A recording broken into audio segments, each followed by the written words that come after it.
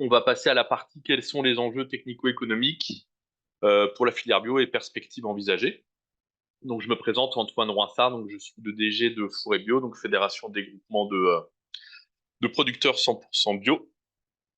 Voilà, et donc qui assure la coordination technique du dossier. Et donc, donc je vais démarrer sur une petite partie un peu état des lieux, et ensuite Florent Mazoulier de l'ADIF prendra le relais sur la présentation. Donc, concernant l'évaluation de la capacité de la filière à mettre en place du porc mal entier en agriculture biologique, on a relisté un petit peu les questions qui se posent sur la partie élevage, ensuite filière, abattage puis transfo. Donc, il y a des questions qui se posent en termes de gestion du comportement des mâles entiers, monte, agressivité, la notion de variabilité aussi de ces comportements selon l'élevage, la bande, la case et l'organisation de la conduite des animaux. Quel enjeu aussi de sexer les cases pour éviter les comportements de monte. Comment adapter l'alimentation pour des porcs mal entiers qui ont des caractéristiques physiologiques qui sont différentes des mâles castrés. Et puis aussi, voilà, gestion du paillage. Donc, en agriculture biologique, on a des bâtiments sur litière accumulée. Donc, voilà, ça pose aussi la question en termes entretien des cases. Et dernier point aussi, la conformation des porcs mâles non castrés peut être différente, notamment avec un petit peu moins de jambon et plus d'épaules. Donc, comment au maillon élevage, on appréhende cette spécificité. Donc, concernant le maillon abattage, donc pour pouvoir développer du porc mal entier, il faut évidemment des porcs mâles non castrés, pardon. Euh, il faut un partenariat avec les abattoirs, donc avec qui il doit y avoir des partenariats pour qu'il y ait une démarche filière globale hein, qui soit gérée, parce que c'est à cette échelle-là que se fait la détection des malodorants. Et donc voilà, avec aussi une méthode de détection fiable pour limiter le risque d'erreur. D'un point de vue technique, il faut envisager un traçage spécifique des carcasses, donc ce qui rajoute de la difficulté en termes de traçabilité. Et on va le voir sur la suite, il faut prendre en compte des nouvelles catégories d'animaux pour assurer derrière une bonne utilisation. Donc, pour utiliser des porcs mal non castrés en transformation, voilà, les questions qui se posent. Donc, le premier, évidemment, c'est de l'ordre économique. Les animaux peuvent avoir une conformation légèrement différente. Donc, c'est voilà, comment on valorise bien les différentes pièces de la carcasse, avec notamment un petit peu moins de jambon, voilà, qui est comme la pièce maîtresse dans la valorisation d'une carcasse de porc. Et on a aussi une viande plus maigre, ce qui peut être intéressant en agriculture biologique. On a tendance à avoir des animaux plutôt gras. En termes de commercialisation, donc il faut évidemment une fiabilité de la détection, faire évoluer les cahiers des charges clients, où il est généralement stipulé qu'on ne peut pas utiliser de porc mâle non castré, voir aussi quelle est la destination de porc mâle odorant ou non odorant. Voilà, et donc en termes de transformation, donc il y aura une présentation tout à l'heure. Il y a déjà eu des travaux de l'IFIP notamment pour tester différentes recettes afin de valoriser du porc mâle odorant en limitant l'impact sur la qualité des produits. Et donc globalement, ce que l'on envisagerait, ce serait d'avoir trois catégories de carcasses à gérer, donc, au lieu d'une. Donc les femelles et les mâles castrés, donc on met mâles castrés parce que voilà, dans l'hypothèse où il y a un développement de porc mâle non castré en bio, ça se fera pas tout d'un coup, donc il faudrait aussi gérer des mâles castrés. Donc là, on aura plutôt un TMP modéré, utilisation préférentielle en viande fraîche, parce on n'a pas de risque d'odeur pardon, sur ces catégories d'animaux, des animaux un petit peu plus gras. Donc là, on resterait sur une valorisation classique comme c'est le cas actuellement. Et donc ensuite, pour les porcs mâles non castrés, donc on aurait deux catégories, donc les non odorants.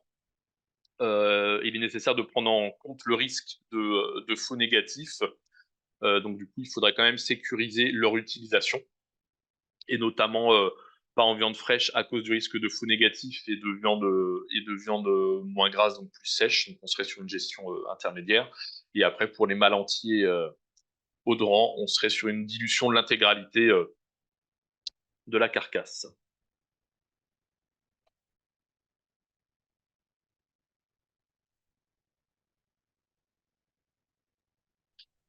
Donc, Florent Massoulier, de la DIV, Centre technique de la filière viande. Je prends le relais d'Antoine donc sur l'évaluation des conditions d'équilibre économique de la filière avec des porcs biologiques mâles non castrés.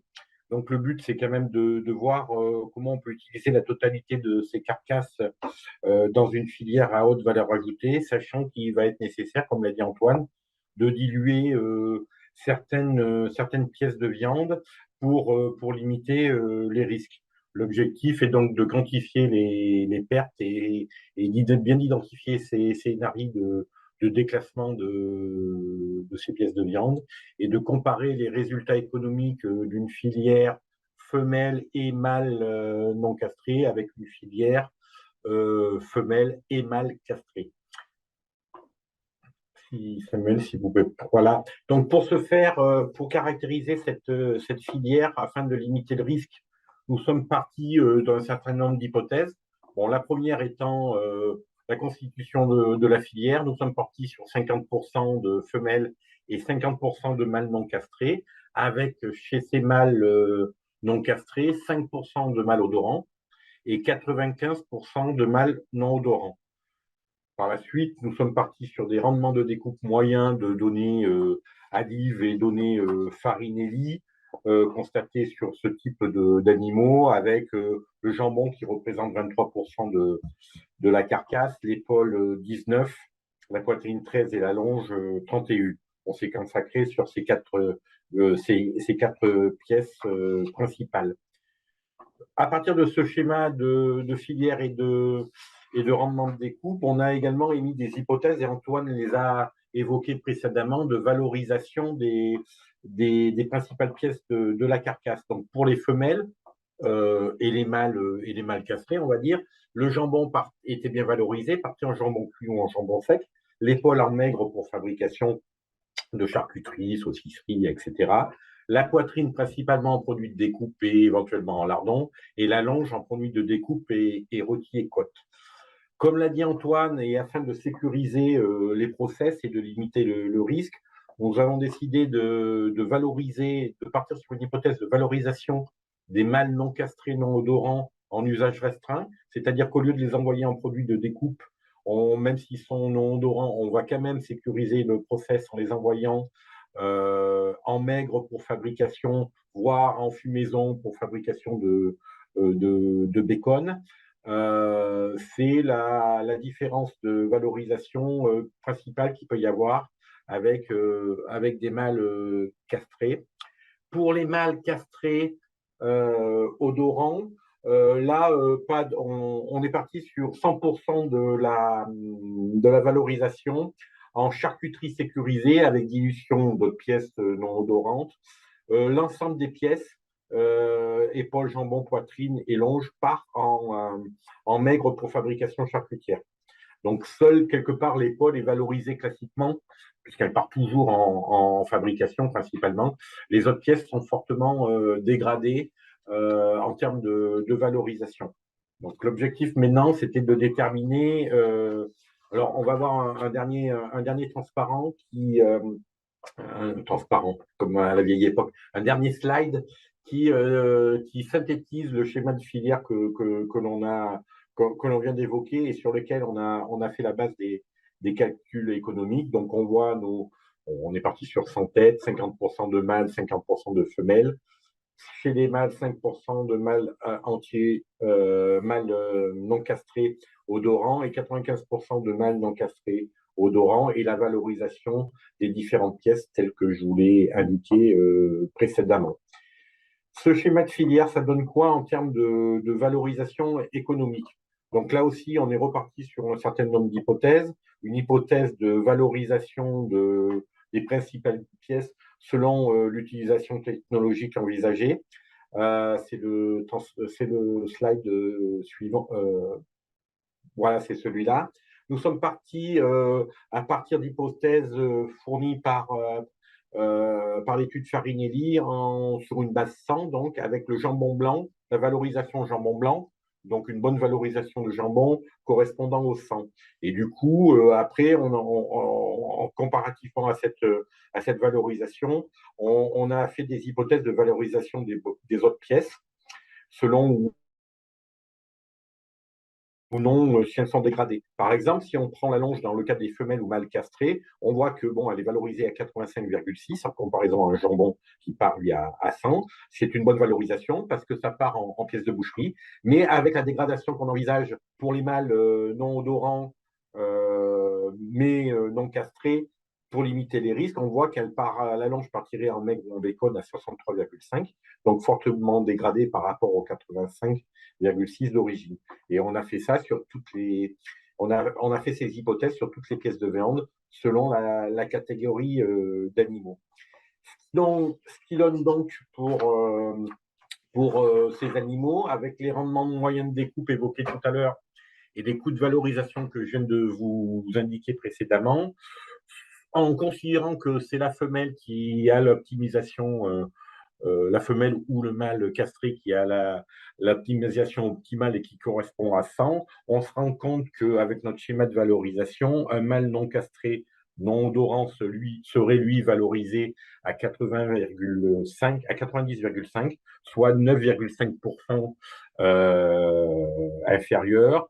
Et un mâle non castré mais odorant, lui, ne serait plus valorisé qu'à 76,7 à 76,7 par rapport à la base 100 pour la femelle, soit une dégradation de 23,3%. Ce qui donnerait, si on comparait les deux filières, une filière classique, 50% de femelles, 50% de mâles castrés, qui correspondrait à une valorisation à 100, avec une filière 50% de femelles, 50% de mâles non castrés, avec 5% de mâles odorants et 95% de mâles non odorants, juste un différentiel de 5% entre les deux.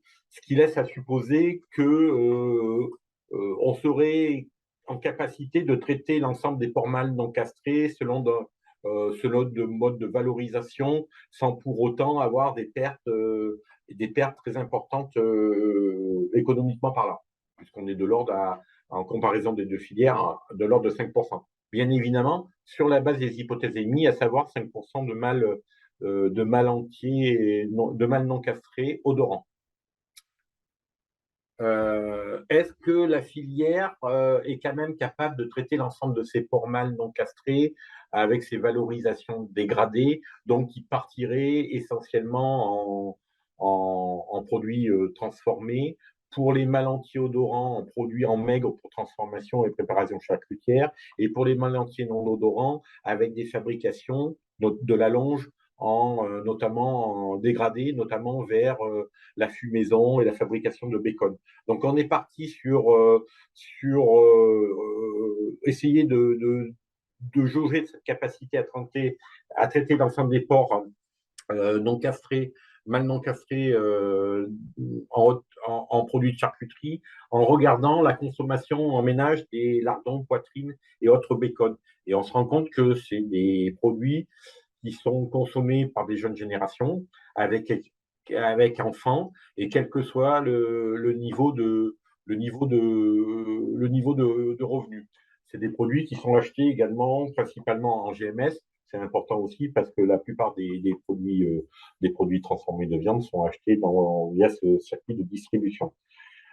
Si on compare également, c'est le slide d'après, Samuel, s'il vous plaît, la proportion de ces produits en volume, on se rend compte que les lardons, poitrine et bacon, classiquement, ce sont les produits les plus achetés par les ménages derrière le jambon cuit. Donc des volumes assez importants de consommation. Et malgré le dernier un petit recul qu'il y a eu en 2022, on est quand même sur des dynamiques de consommation qui sont favorables sur ces produits-là, ce qui laisse à penser quand même que on peut avoir une capacité à traiter l'ensemble des porcs mâles non castrés en lardon, poitrine et bacon pour les longes, sans souci particulier.